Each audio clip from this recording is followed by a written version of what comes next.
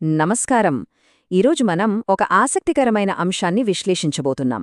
ఇల్లు అంటే కేవలం ఇటుకలు, సిమెంట్తో కట్టిన ఒక నిర్మాణం మాత్రమే కాదని, అది అందులో నివసించే వారి ఎదుగుదలను, శ్రేయస్సును శాసించే ఒక శక్తివంతమైన ప్రదేశమని సాంప్రదాయ వాస్తు సూత్రాలు చెబుతున్నాయి.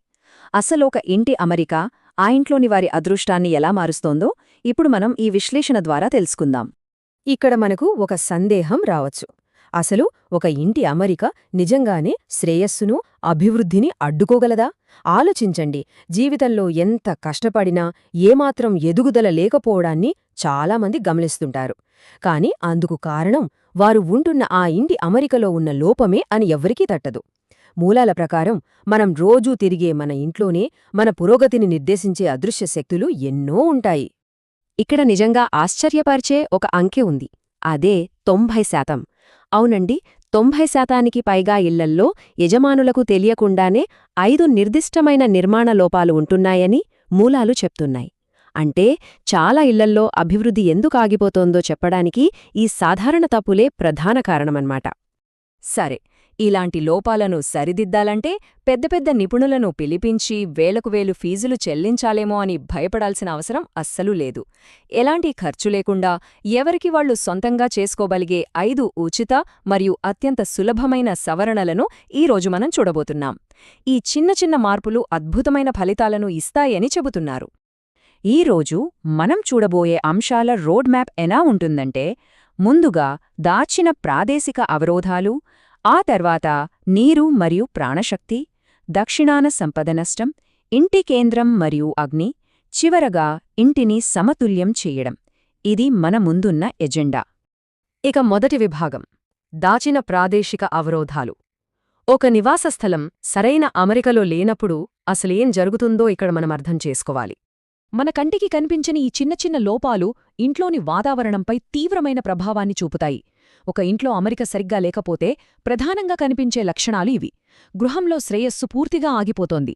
ఎంత ప్రయత్నించినా అభివృద్ధి ఉండదు.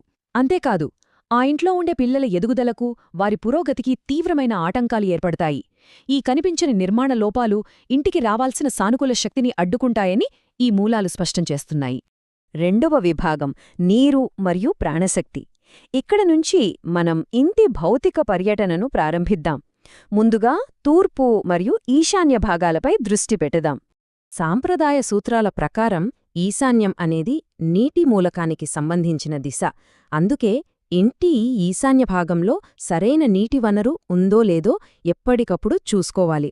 ఇక్కడ స్వచ్ఛమైన నీటి వనరు ఉండటం వల్ల ఆ ప్రదేశంలో అంతా పాజిటివ్ ఎనర్జీ ప్రవహిస్తుందన్నమాట. ఇది చాలా ప్రాథమికమైన నియమం.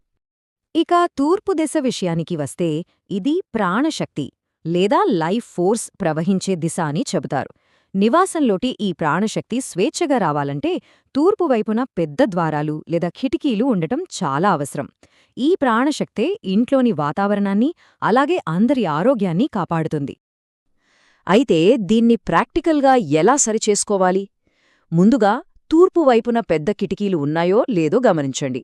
ఒకవేళ ఉంటే వాటిని ఎల్లప్పుడూ తెరిచి ఉంచేలా చూసుకోవాలి.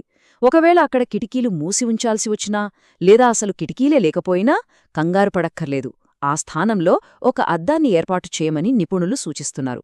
ఇది చాలా సులభంగా చేసుకోగలిగే ఆచరణాత్మకమైన పరిష్కారం. మూడవ విభాగం, దక్షిణాన సంపద నష్టం. ఇప్పటివరకు మనం ఎనర్జీని ఎలా ఆకర్షించాలో చూశాం కదా. ఇప్పుడు సంపాదించిన సంపదను ఎలా నిలుపుకోవాలి, అది ఎందుకు చేజారిపోతోంది అనే దానిపై దృష్టి పెడలాం. ఇక్కడ చాలామంది తెలియక చేసే అతి పెద్ద పొరపాటేమిటంటే, దక్షిణం లేదా నైరుతి దిశలో పెద్ద తలుపులు లేదా కిటికీలు పెట్టడం. మూలాల ప్రకారం ఈ దిశలలో పెద్ద పెద్ద ఓపెనింగ్స్ ఉంటే అది ఇంటి ఆర్థిక వనరులకు పెద్ద గండి కొడుతుంది. అంటే సింపుల్గా చెప్పాలంటే సంపద నీటిలా ఖర్చయిపోతుంది. ఇది ఎంత తీవ్రమైనదంటే, ఎంత సంపాదించినా ఆ డబ్బు ఇంట్లో అస్సలు నిలవదు అని మూలాలు గట్టిగా హెచ్చరిస్తున్నాయి. ఇది కేవలం ఒక మాట కాదు, ఆ దక్షిణ దిశలో ఉన్న నిర్మాణ లోపం ఎంతటి ప్రభావాన్ని చూపుతుందో చెప్పే వాస్తవం.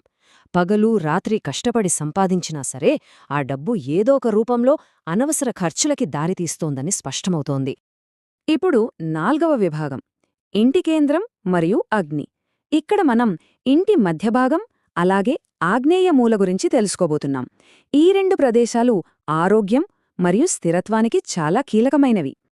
ఇంటి మధ్య భాగాన్ని బ్రహ్మస్థానం అంటారు. ఇది ఇంటికి ఒక గుండెకాయ లాంటిదన్నమాట. అంటే ఇంటి శక్తికి ఇదే కేంద్రం. ఇక్కడ నిపుణులు చెప్పే ముఖ్యమైన నియమమేంటంటే, ఈ కేంద్ర భాగంలో బరువైన వస్తువులు ఎప్పుడూ ఉంచకూడదు. ఒకవేళ ఇక్కడ ఎక్కువ బరువులు ఉంచితే ఆ ఇంట్లో ఉండేవారికి ఖచ్చితంగా కడుపుకి సంబంధించిన అనారోగ్యాలొస్తాయని మూలాలు చెప్తున్నాయి. ఇక మనం తెలుసుకోబోయే చివరి మరియు అత్యంత తీవ్రమైన పొరపాటు ఏమిటంటే, ఆగ్నేయం అంటే సౌత్ ఈస్ట్ మూలలో మరుగుదొడ్డి నిర్మించడం. ఈ ప్రదేశం అగ్నితత్వానికి సంబంధించినది. ఇక్కడ టాయిలెట్ ఉండటం వల్ల కెరియర్తో పాటు ఆరోగ్యం కూడా తీవ్రంగా దెబ్బతింటుంది.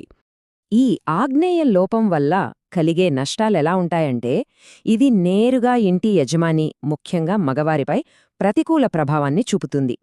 అలాగే ఆ ఇంట్లో ఉండే కుమారుల కెరియర్ వృద్ధికి పెద్ద ఆటంకమేర్పడుతుంది. వృత్తిపరమైన ఎదుగుదల ఆగిపోవడంతో పాటు శారీరక ఆరోగ్యం కూడా క్రమంగా క్షీణిస్తూ వస్తుంది.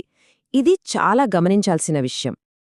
ఇక 5వ మరియు చివరి విభాగం, ఇంటిని సమతుల్యం చేయటం. ఇప్పటివరకు మనం చూసిన ఈ నియమాలన్నింటినీ ఒకచోట చేర్చి, అసలు ఈ లోపాలను సరిదిద్దటం వల్ల కలిగే లాభాలను ఇప్పుడు సంక్షిప్తంగా చూద్దాం. ఇక్కడ మనం ఒకసారి ఈ విషయాలన్నింటినీ కనెక్ట్ చేసి చూస్తే, ఆగ్నేయంలో మరుగుదొడ్డి ఉంటే కెరీర్ ఆరోగ్యం దెబ్బతింటుంది. ఇంటి కేంద్రం లేదా బ్రహ్మస్థానంలో బరువు పెడితే కడుపు సంబంధిత వ్యాధులు వస్తాయి. ఇక దక్షిణం లేదా నైరుతిలో పెద్ద ద్వారాలుంటే సంపదేమాత్రం నిలవదు. ఇవి మనం చూసిన అత్యంత కీలకమైన అంశాలు. మనం మాట్లాడుకున్న ఈ 5 నిర్మాణ లోపాలను సరిదిద్దుకుంటే జీవితంలో ప్రధానంగా 3 రంగాలు అద్భుతంగా మెరుగుపడతాయి. అవే ఆర్థిక స్థితి, శారీరక ఆరోగ్యం మరియు వ్యక్తుల మధ్య బంధాలు. ఒక ఇంటి నిర్మాణం ఈ మూడింటిని ఎంతలా ప్రభావితం చేస్తోందో, అలాగే వాటిని ఎలా బ్యాలెన్స్ చేసుకోవాలో ఈ సూత్రాలు మనకు చాలా స్పష్టంగా చెబుతున్నాయి కదూ. ముగింపుగా మనల్ని ఆలోచింపజేసే ఒక ఆసక్తికరమైన ప్రశ్న. మనం రోజూ తిరిగే, మనకి ఎంతో పరిచయమున్న మన ఇళ్ల మూలల్లో ఇంకెన్ని అదృశ్య శక్తులు దాగి ఉన్నాయో కదా. ఈ నిర్మాణ సూత్రాలు మనం మన ఇళ్లను చూసే విధానాన్ని పూర్తిగా మార్చివేస్తాయనడంలో ఎలాంటి సందేహం లేదు. ఈ చిన్న సవరణల ద్వారా ఎవరైనా సరే తమ గృహంలో అద్భుతమైన సానుకూల మార్పులను తీసురావచ్చని ఈ విశ్లేషణ మనకు అర్థమయ్యేలా చేస్తోంది.